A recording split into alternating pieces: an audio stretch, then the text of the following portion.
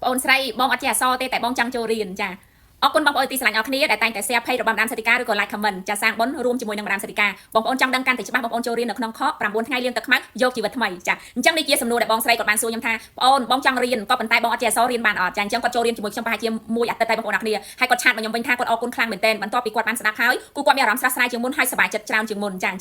ចឹងបងប្អូនអរគ្នាច្បាប់នៃការស្រូបទាញមិនទៀមទាឲ្យបងចេះអសរទេណាមិនទៀមទាអូខេបើសិនជាបងចេះក៏ល្អតែបើបងអត់ចេះធ្វើមិនបើយើងអត់ចេះណាបងប្អូនម្ដាមសិទ្ធិការក៏ដូចគ្នាខ្ញុំរៀនបានត្រឹមតែថ្នាក់ទី7 6ខែតែប៉ុណ្ណោះចាហើយមិនមែនជាកំហុសអ្នកណាទេជាកំហុសរបស់ខ្លួនឯងម្ដាយឲ្យទៅរៀនអត់រៀនទេបងប្អូនអ្នកគ្នាហើយប្រាប់ម៉ែថាទិញកង់មីគីឲ្យបានខ្ញុំចូលរៀនគាត់ទៅទិញកង់មីគីចំនួននឹងជិត 2G យកមកជិះបានតែប៉ុន្មានក៏ឈប់រៀនទៅរត់ទៅធ្វើការរោងចក្រចាជាកំហុសរបស់ខ្លួនឯងក៏ប៉ុន្តែក៏អរគុណខ្លួនឯងចាប់ពេលដែលខ្ញុំអត់រៀនមិនសូវចេះបងប្អូនអ្នកគ្នាក៏ប៉ុន្តែខ្ញុំពូកែចាំហើយខ្ញុំអត់វិភាគជាមួយនឹងការប្រើប្រាស់ច្បាប់មួយនេះទេចាហើយខ្ញុំក៏បានប្រាប់គាត់ថាបងស្រី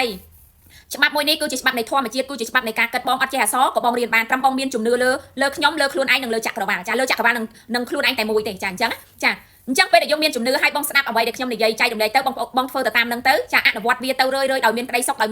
មិនមានសម្ពាធក៏ប៉ុន្តែត្រូវតែមានវិន័យឲ្យខ្លួនឯងដូចគ្នាចាអញ្ចឹងមនុស្សបងប្អូនអ្នកគ្នាកាលណាដែលយើងចង់ផ្លាស់ប្ដូរខ្លួនឯងផ្លាស់ប្ដូរជីវិតចាមានន័យថាអ្នកខ្លះគាត់ថាអូជោគជ័យលើជីវិតអ្នកខ្លះច្រេញទាំងពាក្យជោគជ័យអត់ទេបងប្អូនគ្រាន់តែបងប្អូនជាមនុស្សម្នាក់ដែលមិនដែលហាត់ប្រាណសោះផ្លាស់ប្ដូរខ្លួនឯងមកហាត់ប្រាណមួយព្រឹកមួយម៉ោងឲ្យខ្លួនឯងយើងក៏ជោគជ័យលើជីវិតនេះហើយចាយើងជោគជ័យយើងឈ្នះខ្លួនឯងយើងបានកែប្រែទម្លាប់ល្អមកឲ្យខ្លួនឯងហើយចាបងប្អូនកុំខ្វល់ពីអ្នកដទៃថាអូហែងជោគជ័យនឹងហែងមានអីខ្លះហើយកុំខ្វល់ចាចូលកុំមើលកុំគិតពីសម្ដីអ្នកដទៃត្រូវតែមើលខ្លួនឯងថាកែប្រែខ្លួនឯងបានល្អអត់ព្រោះឯងយើងដឹងថាហាត់ប្រាណយើងមានសុខភាពល្អចាយើងមានកម្លាំងធម៌ពលវិជ្ជមានយើងបង្កើតក្តីសុខអរម៉ូន endorphin ចានេះជាការហាត់ប្រាណចាហេតុអីបានជាខ្ញុំច្បាស់ច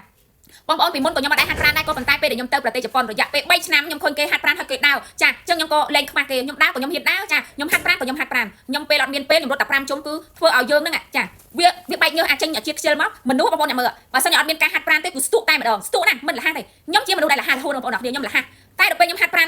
ណណាពេលដែលខ្ញុំខានតែ10ថ្ងៃ5ថ្ងៃបងប្អូននឹងមិនទេអាចចិត្តខ្ញុំវាថាចេះអត់ទេទៅរត់ទៅហាត់ប្រាណទៅធម្មតាយើងធ្លាប់ធ្វើសកម្មភាពហ្នឹងឃើញអត់ខ្ញុំបានកែប្រែទម្លាប់ល្អដាក់ខ្លួនឯងអញ្ចឹងបងប្អូនក៏ដូចគ្នានៅពេលដែលខ្លួនឯងជាមនុស្សម្នាក់ដែលគិតអវិជ្ជមានក្រោកព្រឹកឡើងបន្ទាន់ជឿកូនជឿចៅចាបើផ្នែកបន្ទាន់ទេចាអានឹងល្អអត់ល្អទេបងប្អូនចាព្រោះវាអវិជ្ជមានកាន់តែចូលរឿងមកកាន់ជីវិតហើយចេះថាហេតុអីកូនអញនឹងនិយាយស្ដាប់សោះចឹងហេតុអីកូនអញមិនដូចកូនគេចូលចិត្តយកប្រៀបធៀបចាក៏ប៉ុន្តែមិនមើលពីកំហុសរបស់ខ្លួនឯងទេខ្លួនឯងជាម្ដាយចាជេរកូនជេរចៅទាំងព្រឹកហ្នឹងល្អអត់ហើយចាអញជាម៉ែហើយចាចង់ម៉ែចេះខុសមែនចាអូខេបងប្អូនអ្នកគ្នាគូជាការពិតមែនចាខ្ញុំឃើញគាត់ថានេះជារឿងជីវិតរបស់បងប្អូនខ្ញុំគាត់តែធ្វើការចែករំលែកតែនៅពេលដែលបងប្អូនចូលមករៀនបងប្អូនចេះប្រើភាសាទៅកាន់កូនគួរឲ្យស្រឡាញ់កាន់ប្តីគួរឲ្យស្រឡាញ់និយាយតែភាសាវិជ្ជមានកាន់ឪពុកម្ដាយដឹងចាស់ដឹងទុំគោរពទៅអូខេយើងមានសេរីសួស្ដីទៅតាមនឹងចាគឺយើងមានសេរីសួស្ដីទៅតាមនឹងព្រោះយើង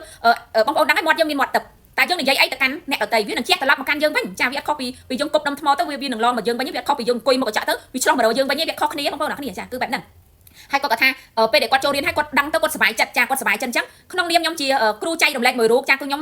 មានសប្បាយចិត្តនៅពេលដែលបងប្អូនទទួលបានផលហើយខ្ញុំក៏អរគុណដែលបងប្អូនអ្នកគ្នាអនុញ្ញាតឲ្យខ្ញុំចូលទៅជ្រុំជ្រែងជីវិតរបស់បងប្អូនអ្នកគ្នាខ្ញុំតែងតែប្រាប់បងប្អូនថាខ្ញុំមិនមែនខ្លាំងអីទេគ្រាន់តែថាខ្ញុំដើរមកមុនបងប្អូនខ្ញុំដឹងផ្លូវមុនខ្ញុំចែករំលែកទៅកាន់បងប្អូនចាបងប្អូនក៏មានចំណុចខ្លាំងរបស់បងប្អូនដូចគ្នាគ្រាន់តែថាអ្នកខ្លះអុយបងខ្ញុំចង់ចេញ live ទៅ